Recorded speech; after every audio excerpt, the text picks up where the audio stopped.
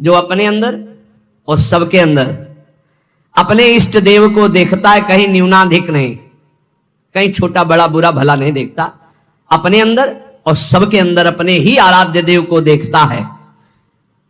चाहे प्राणी हो चाहे पदार्थ हो, सब में मेरा प्रभु विराजमान है। जो भगवत स्वरूप में स्थित रहता है, जिसकी ये सिद्ध दृष्टि है कि यहां भी प्रभु है, यहां भी प्रभु है, यहां भी प्रभु, कोई कण नहीं जो प्रभु ना बने हो, वो सबसे बड़ा भजनानंदी माना जाता है। श्रेष्ठ महान भागवत कौन? भगवत्यात्मन्येष भागवतोत्तमः, उत्तम महाभागवतो, जो अपने आत्मस्वरूप प्रभु और सर्वत्र प्रभु विराजमान है, ऐसा अनुभव करते हुए भजन कर रहा है। सब में मेरे प्रभु विराजमान, यहां भी बाहर भी सब जगह प्रभु विराजमान। गृहीत्वापीन्द्रियैरर्थान् यो न द्वेष्टि न हृष्यति विष्णुर्मायामिदं पश्यन् स वै भागवतोत्तमः। वो सबसे बड़ा महाभागवत है जो इंद्रियों के विषय आए, अनुकूल विषय में हर्षित नहीं, प्रतिकूल विषय में शोकित नहीं। इच्छा के प्रतिकूल आया समय परिस्थिति विषय व्यक्ति तो द्वेष नहीं, अनुकूल आया तो हर्षित नहीं। ये सब भगवान की माया है, ऐसी दृष्टि बनी रहती है। अनुकूलता में हर्षित नहीं, प्रतिकूलता में शोकित नहीं, चाहे व्यक्ति वस्तु स्थान परिस्थिति। अनुकूल व्यक्ति आया कोई हर्ष नहीं, प्रतिकूल आया गाली दे रहा अपमान कर रहा है, कोई शोक नहीं। ये भगवान की माया है, लेकिन भगवान तो सब में समरूप से विराजमान है। उसकी ये सिद्ध दृष्टि बनी रहती है कि हमारे भगवान की माया है, इसलिए निंदा में, स्तुति में, मान में, अपमान में, अनुकूलता में, प्रतिकूलता में जो सदैव एक रस रहकर भजन करता रहता है, वही उत्तम महाभागवत है। देहेन्द्रिय प्राण मनो धियाम यो जन्माप्यक्षुद्भय तर्ष कृच्छैः संसार धर्मैरविमुह्यमानः स्मृत्या हरेर्भागवत प्रधान। वो भगवत भक्तों में सर्वश्रेष्ठ भागवत धर्म है, जो जन्म मृत्यु भूख प्यास श्रम कष्ट भय तृष्णा इनको जीत चुका है। महाभागवत कौन है? अब जन्म का कोई भय नहीं रहा। क्यों? यदि मेरा जन्म होगा तो मेरी प्रिया जो मेरे साथ होंगी। अब मेरा जन्म कर्म बंधन से नहीं होगा, अब प्रिया जो के साथ होगा। यत्र यत्र मम जन्म कर्म भिन्न नारके परमे पदे अथवा राधिका रत निकुंज मंडली तत्र तत्र हृदय में विराजिता। भजन कभी नष्ट नहीं होता।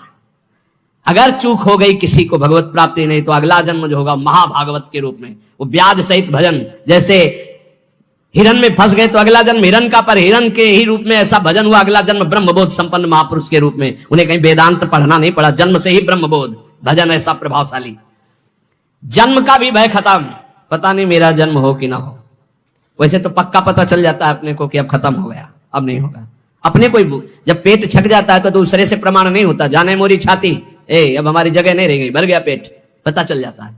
ऐसे अपने को पता चल जाता है जन्म होगा कि नहीं, खत्म खेल, पता चल जाता है।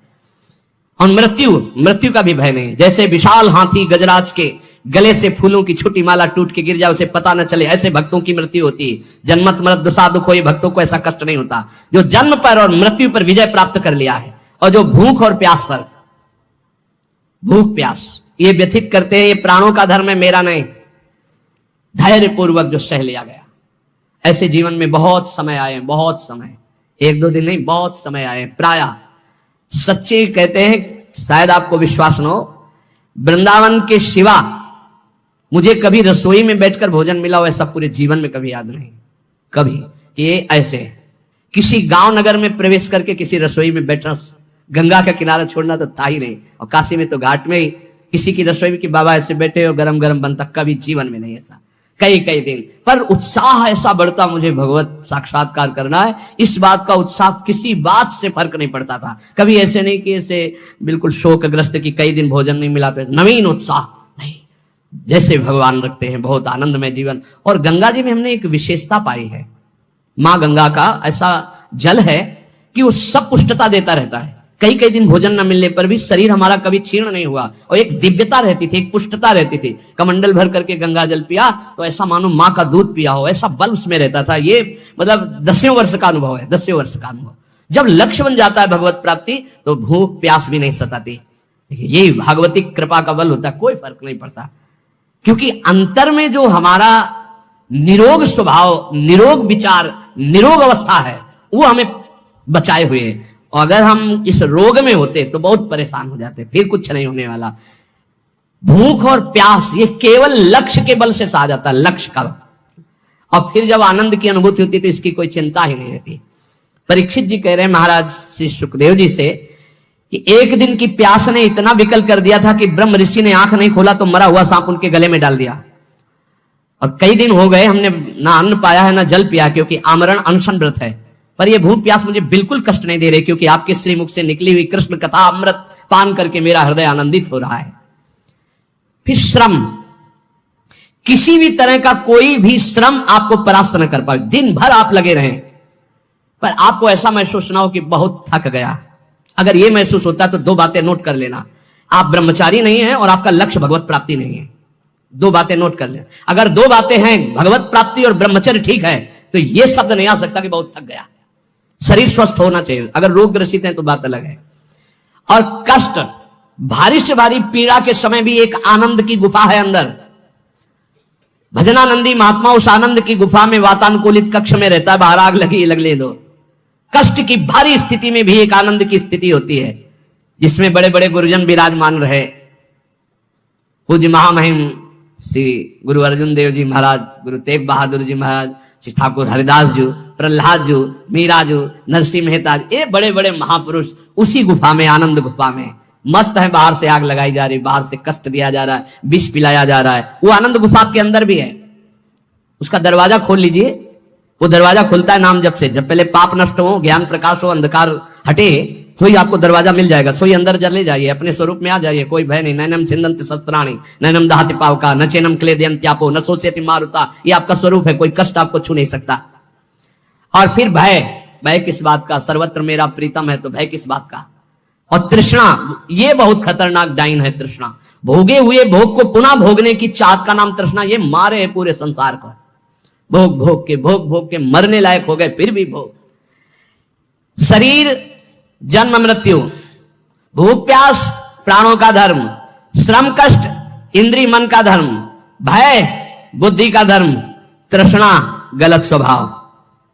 तुम कहीं हो ही नहीं प्यारे, क्यों परेशान हो? हर ठीक से साक्षी बन, दृष्टा बन इनका। पर ये दृष्टा गुरु कृपा से ही बना जा सकता नहीं। दृष्टि और दृष्टा सब घसीट लेगी माया, बहुत विचित्र है। दृष्टा बने हुए भोग करोगे, कहोगे हम दृष्टा है, फिर नरक भी मिलेगा तब भी बने रहना दृष्टा। जो पुरुष, देखो ध्यान दीजिए, जो खास बात है, संसार धर्मई रवि मुह्यमानः स्मृत्या हरेर भागवत प्रधाना। जो भगवान के नाम की स्मृति में इतना डूबा हुआ है, इन सब का कोई प्रभाव उसे परास्त नहीं कर पाता। वही मां भागवत है। जन्म मृत्यु भोग प्यास श्रम कष्ट भय तृष्णा, किसी का प्रभाव नहीं। राधा राधा राधा। न काम कर्म बीजानाम यस्य चेतसि संभवः वासुदेवैक निलया स वै भागवतोत्तमः। जिसके मन में किसी भी नवीन भोग भोगने की इच्छा नहीं है, जो कर्म प्रवृत्ति उनके बीज वासनाओं का नाश कर चुका है, जो एकमात्र भगवान के चिंतन में निमग्न रहता है, वो महाभागवत है। किसी भी भोग, अंदर खुद पूछो क्या चाहिए, जब कुछ उत्तर ना मिले, जाहे न चाहिए कबम कुछ नहीं, ना उत्तम ना धम न सत ना सत, शांत, कुछ नहीं चाहिए। ये कब होता है? भजनानंदी महात्मा भजन में तृप्त रहता है, उसे कोई चाह नहीं रहती। जो एकमात्र भगवान में निवास करता है, भगवदानंद में, कोई नवीन भोग भोगने की इच्छा नहीं, कोई कर्म प्रवृत्ति का बीज ही नहीं, क्योंकि आपको चाहिए ही नहीं। सब कर्म होते हैं कामना से, कामना से कर्म, कर्म से बंधन, फिर कामना, यही चक्र चलता रहता है। जो निरंतर भजन में इतना डूबा हुआ है कि कोई वासना नहीं, कोई इच्छा नहीं, कोई कर्म प्रवृत्ति की चाह नहीं, वो भगवत प्राप्त महाभागवत है। नयस्य जन्म कर्माभ्याम न वर्णाश्रम जाति भी सज्जते स्मिन् हम भावो देहे वै सहरे प्रिया। जो इस शरीर अभिमान से मुक्त हो चुका है, अपनी जाति कुल धर्म आदि का कोई अभिमान नहीं, सत्कुल में जन्म लेना, तपस्या कर्म वर्ण आश्रम, इन सब के अहंकार से जो रहित है, निश्चय वो भगवत प्राप्त महात्मा भगवान का महाभागवत है। न यस्य स्वापरइति वित्तेष्वात्मनि वाभिदा सर्वभूत समाशांतः स वै भागवतोत्तमा। जिसको धन संपत्ति का कोई राग नहीं रह गया, शरीर में अहंकार नहीं रह गया, परिवार में अपना पराया नहीं रह गया, सब पूरा विश्व हमारा परिवार। शरीर में अहंकार नहीं, और 1 रुपया अपने पास नहीं, अपने नाम नहीं, अपना नहीं। जो सर्वत्र समस्वरूप परमात्मा को देखता है, किसी भी घटना से, किसी भी उससे विक्षिप्त नहीं होता। अच्छा हुआ, जो हुआ अच्छा हुआ, भगवान की बड़ी कृपा, इसमें भी कोई मंगल होगा, और शांत रहता है हर परिस्थिति में। वो भगवान का उत्तम महाभागवत है, उत्तम भक्त है। त्रिभुवन विभव हे तवेप्यकुंठ स्मृति रजितात्म सुरादिभिर्विमिग्रात् न चलति भगवत पदारविंदाल्लव निमिषार्धमपि यः स वैष्णवाग्रह। ये विश्राम की तरफ सत्संग है, ये श्लोक को ध्यान से सुन लो। बड़े बड़े देवता और ऋषि मुनि अपने अपने अंतःकरण को भगवतमय बनाते हुए जिन्हें ढूंढते रहते हैं, ऐसे भगवान का आधे पल के लिए भी जो चिंतन नहीं छोड़ता, त्रिभुवन की राज्य लक्ष्मी देने पर भी 100 रुपया, 500 रुपया, लाख, 2 लाख, करोड़ की बात नहीं हो रही। त्रिभुवन का पूरा वैभव दिया जाए और कहा जाए आधे पल के लिए प्रभु को भूल जाओ, वो नहीं भूलेगा। बोले ऐसे को महाभागवत कहते हैं। हमारी साधना की पूर्णता कहा है कि बड़े से बड़े प्रलोभनों में भी हमारा मन न जाए, भगवान के चिंतन में लगा रहे, वही महाभागवत है। जो आधे पल के लिए भी त्रिभुवन की राजलक्ष्मी देने पर भी भगवान का विस्मरण ना करे। इसलिए अपने जीवन को विसृजति हृदयम नयस्य साक्षात धरीर वशाभीतोप्यगहुघनासाः प्रणय रसनया धृतांगी पद्महासा भवति भागवत प्रधान उक्तः। जो भगवान का नाम उच्चारण करता है तो सारे पाप भस्म हो जाते हैं। अगर ऐसे बोले राधा, अपने लोग जो जय जय श्री राधे बोलते, दूर तक जब नाम ध्वनि जहां भी जाएगी, वैसे आप जहां गांव घर में भी निवास करते हो, 3 बार तो जोर से चिल्ला के बोला ही करो जय जय श्री राधे। भले वो कहेंगे बड़ा भगत है, बड़ा ढोंगी है, लेकिन उनके भी कान में राधा नाम पड़ेगा तो उनका कल्याण होगा, तो उसका तुमको और पुण्य मिलेगा। भक्त जानते हो क्यों धनी हो जाते हैं? क्योंकि जब सबसे नाम कीर्तन करवाते तो सबका मंगल होता है, तो उस मंगल का उनको भी मंगल प्राप्त होता है। ये भी ध्यान रखो। लौकिक उदाहरण में जैसे बीमा कंपनी में है ना, तो बीमा करवाओ, तो जो बीमा करवाने आते हैं वो फ्री नहीं होते, वो हाथ जोड़ते हैं, करवाते हैं, तो उनको भी उनको परसेंट मिलता है। ऐसे ही इसमें भी है, इस कंपनी में भी आप जितने को नाम जपवाओगे उसका परसेंट आपको मिलेगा। ये करो, बहुत बढ़िया धंधा है। रुपया के लिए मत करना, मान सम्मान के लिए नहीं, अपने प्रभु को प्रसन्न करने। 5 लोगों से बुलवाया, ए भाई राधे राधे। पागल है क्या? नहीं बोले राधे राधे, नहीं बोलेंगे तो 4 बार सुना तो दिया, हमारा प्रॉफिट हो गया। हमारा तू बोल हमारा काम हो गया। ए पक्का देखो ना, नित्यानंद महाप्रभु की खोपड़ी में मारा ना जगाई मदाई, हो गया ना उसका कल्याण जगाई मदाई। ये अपने को गाली भी कोई दे दे तो अपने को राधा नाम सुनाना है, वो हमारे को पीट भी दे तो हमको बचाव पक्ष में अपना करके निकल देना है। जब पीटे तो हर थप्पड़ में बोलो राधा राधा राधा, उसका कल्याण हो जाए, हे प्रभु इसका मंगल हो जाए। तो जानते हो ऐसा क्यों? क्योंकि उसी में प्रभु बैठे, वो मुस्कुरा देंगे, पहचान गया मुझे, हाँ प्रभु आपकी कृपा से आपको पहचान गया कि आप पीटने का, गाली देने का स्वांग करते हो, लेकिन वो मेरे आराध्य देव निहाल हो गए। कह रहे विसृजति हृदयम नयस्य साक्षात।